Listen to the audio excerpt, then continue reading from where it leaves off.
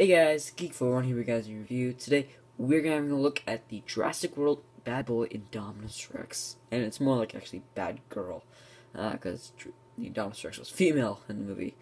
But moving on. So today I do not actually have the package for this figure, because I've had this figure since May, and I actually did do a review on this figure back in May when I first got this, but the review was so poorly done, in my opinion. I'm usually hard on myself.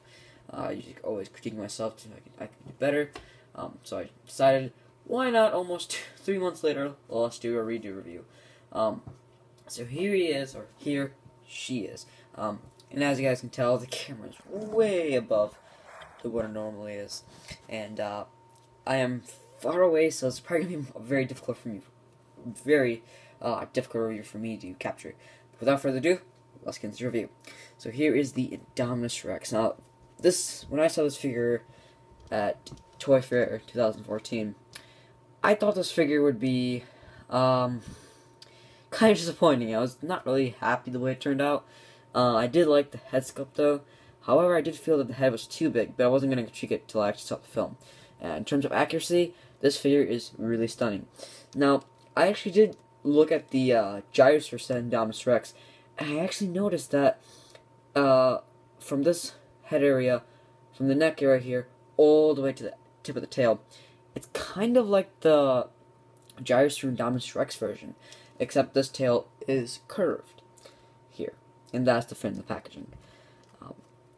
But here is the figure, and I have to say, this is actually a really cool toy. And now, as a collector's piece, it's gonna be disappointing for some. Now, there is some nice paint detail, some nice paint shading here and there, and some really nice sculpting for the most part. But the head is a little too big in my opinion. If they would have just went from the Indominus, if they went with the Gyrosphere Indominus Rex mold, that would have been fantastic, and just make that rubber. But I feel the head is way too big. It's way too big in my opinion. The body size, proportion-wise, from this tip all the way to the tip of the tail, very nicely done. But the head section here is just way too big. I do feel, however, the rubber is pretty nicely done. So let's take a closer look at the details. See, it's a little bit of focus there. Some nice dark shading here on the top of the crest area, I guess you can call this. Some nice dark shading, brown, all going across the neck area here. And then it goes down to the belly section and the actual legs, which look pretty nice. Then you got the tail, which has some nice shading here. It kind of looks like dirt, like the Indominus Rex is going through all the dirt, the jungles. Jungles? Actually, there's one jungle. You have the tail there, some nice spike detail going here. They got all the spikes going around the ridges. And then you have the head. Now, I noticed they tried to attempt the kind of, what is it called? It's kind of reminiscent of an Allosaurus, where it has the kind of like some, they're not like feathers, but they're very long and sleek and pointy. You guys know what I'm talking about. If you've seen the movie. Then here you have these Carnotaurus horns, and these actually were in the movie, but they weren't that noticeable. It is really nicely done. I do like the head sculpt. If this was just sized down a little bit more, I think it would have been beautiful. And here we have a look at the teeth. Now, these teeth are actually very movie accurate. This is how I wish the Gyrosphere set teeth were done. Long, pointy, nicely painted, and actually teeth on the front compared to the Gyrosphere version, which does not have that. But yeah, very nicely done. I really do like this head sculpt. It's just too big in my opinion. If you go down to the body here, you got the arms, which are really bulky. I think a little too bulky. There's these little feathers here, which is kind of like what it has on the head. So that's nicely done. Here we got these gorgeous feet. Look very nicely done. Very nicely sculpted. However, it has one downside to it, and we'll get to that in a bit. And here got some nice detail on the little thigh there. Looks very nicely done. And then we have the grotesque screw holes. Now, these actually don't look that bad, in my opinion. They do look dark, so maybe some kid can reenact maybe the Indominus Rex got shot up or something with some bullets. Got quite a lot of bullets, and those would be really huge bullets. And I think this thing would be dead. If we flip over to this side, you can see there's no bullets. Compared to the Stomp and Shrek T-Rex, which I'm planning on getting in the fall, so it's probably gonna be a while till I get that thing.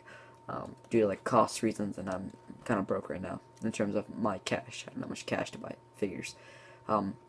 But this side, it does look pretty nicely done. So yeah, in terms of paint, it's alright. In terms of detail, it's pretty, I'd say it's alright. It's decent paint applications and decent detail. Now, in terms of stability for this figure, try to get her standing up, because the gyrosphere set was kind of impossible to put, but it was still, you could do it. Come on. Yeah, you guys see the problem? The damn thing cannot stand. This is what I hate about this figure. This brings the score for the figure quite a bit down, in my opinion. Let's get the camera just pan down a little bit. Here we go. So, yeah, this figure just cannot stand on its own. It is absolutely frustrating. I don't know what Hasbro's thinking, and I think it's the stability of the feet. This foot is angled more inward, and this one's outward. This one's fine, but this one just needs to rotate outward. And I feel if you rotate this, you will break this. I don't know what Hasbro was thinking when they were doing this, because like I guess you can stand it up all the way like that, but then again, it's only a matter of time before the thing falls. So you really have to. I don't know why would you want your dinosaur to be standing up like that. That just doesn't make any sense whatsoever. So I absolutely hate this. I hate the fact that it cannot stand. Absolutely frustrating. But other than that, I guess it's okay. Now for articulation, the arm, you can pull it down, but that's only for the action feature, which we'll get to later. The legs do go forward and back. That's it. That's it. And in all honesty, I'm glad that's it, because this foot doesn't do anything. Actually, if they had swivel at the feet, that'd be fantastic. Let's look at the bottom of the feet there, too. Yeah, the bottom has, like, absolutely no detail whatsoever. Just a lot of copyright, so we can get this in Indominus Rex copyrighted by Verizon. If you guys have seen the film, you know what I mean. So yeah, without further ado, let's get into this action feature. So I'm going to have to shut the lights off here. A little bit dark and scary, but don't worry. Hang in with me. So, here we go.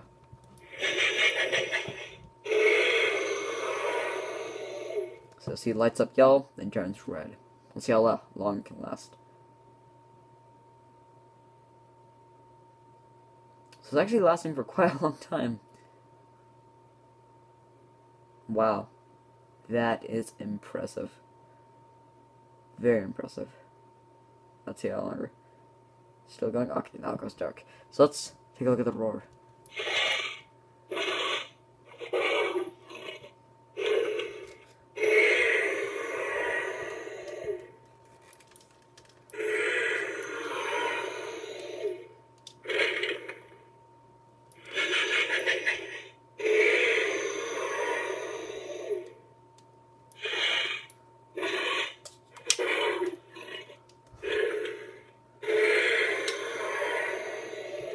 Let's see one more. So yeah, that's about it. In terms of the roar, it's very movie accurate. I'm kind of shocked that Hasbro actually did a movie accurate roar for once. Very, very nice roar. I actually did like the roar in the film. The Spinosaurus roar is still my favorite though from Jurassic World 3. That's a lie. The T-Rex roar by far the best, and that's an obvious answer for any Jurassic World fan. But in terms of like a really bad dinosaur, I guess you can say that the T-Rex is the main bad guy, or anti-hero, I guess you can say, of the second film. For the first movie, I count Rexy as the hero dinosaur of the first film. But in terms of like a villain, you know, like a really bad, evil dinosaur which has no good whatsoever to the plot, like doesn't do any good intentions, I see the Spinosaurus as the best roar. Anyways, let's get back on track. So, in terms of height, oh dear, I'm not looking forward to measuring this thing. So, you know, screw it. Let's just go with the regular size comparison, because I'm in no mood to bust out the rolling tape. That's even what they call it. Is that even a thing? I don't even know. Anyways, let's get a little size comparison. Yeah, I'm probably gonna have to hold you up like this, Indominus. Holy crap. Let's go over the size comparisons. Here we go with the Velociraptor Blue here. You know, let's see if I can get a little bit of a cam pan down there. So you can see how tall Velociraptor Blue is compared to Indominus Rex. And that size is not too accurate in my opinion. That isn't a very accurate size, in my opinion. So let's get her off the way. This really cool toy. Okay. Let's get her compared to the Jurassic Park 3 green T-Rex here. As you can see, the React T-Rex does not size up very well. However, this actually might size up well with the chomping T-Rex, which I did not bother to pay any money whatsoever for that figure. And that's because I'm not going to buy it. And let's get another size comparison. Here she is compared to the Vastasaurus Rex from the King Kong 2005 film. So, see, this isn't a very accurate size comparison whatsoever. Vastasaurus does not size up well with the Indominus. Now there's a size up well with the Jurassic set. And the one which I'm pretty sure you guys were looking most forward to. Maybe. I don't even know. Let's see. And yeah. Holding this figure is kind of a workout. Here we go. Let's see if they'll stand up. I might have to cut this part out of the video. Let's see. It's going to be a bit of a challenge. Bear with me, guys. Right, you know what? I'm going to be right back to get these guys stand up, because I actually do want you guys to see how really cool they are. Okay, so I decided that it was a bit of a pain in the ass to get these, to get this Indominus Rex standing up along with the T-Rex. So I decided let's just go to the dinosaur lair. And yeah, there will be a video on this pretty soon. So here we have the Indominus Rex next to the Spinosaurus. So let's get a look at the size comparison there. So you can see in terms of length, Spinosaurus is actually, and I know the tail's bent over there, but actually in all reality, they're about the same. Trust me on that one. So yeah, these two sides are very, very well against each other, if they were to have a battle. And yes, you can open the animatronic Spinosaurus' jaws, and these two can fight one another. So that's like really, really cool. This is actually a really cool figure too. Check that out. Check my review on that. Here we go. There's size comparison of those two. Let's go a little bit of size comparison with the Tyrannosaurus Rex. Alrighty, so here we have the Ferocious Rex compared to the ferocious Indominus Rex bad boy figure. Let's go focus there. So yeah, these two sides are very, very well together. So yeah, the tail is actually a little bit longer by 3 centimeters. In length, the Ferocious Rex is actually bigger. But in terms of height, it goes to the Ferocious Rex. So yeah, pretty damn good, if you were to ask me. Now, if this one was actually brown, I'd be so damn happy, and I would not even have to buy the Stomp and Strike version. But since I do not have a large brown version of this, and I don't really want to get the electric one from the first Jurassic Park film, because in my opinion that's a good toy, but it's not very movie accurate compared to the Stomp and Strike. I think Stomp and Strike is a little more movie accurate, just a teeny bit. Don't kill me. So just a teeny bit. But yeah, very, very nice comparison. This still is my favorite T-Rex ever to be in the Jurassic Park line. By far the best. Even though it doesn't have electric features, which is a downer, it's by far in terms of accuracy the best. So yeah, let's go back to the review table.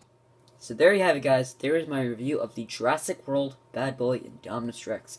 Overall, I have to say this is a pretty decent toy, in my opinion. In terms of a collector's piece, it is quite disappointing in terms of a collector's piece to some collectors like me.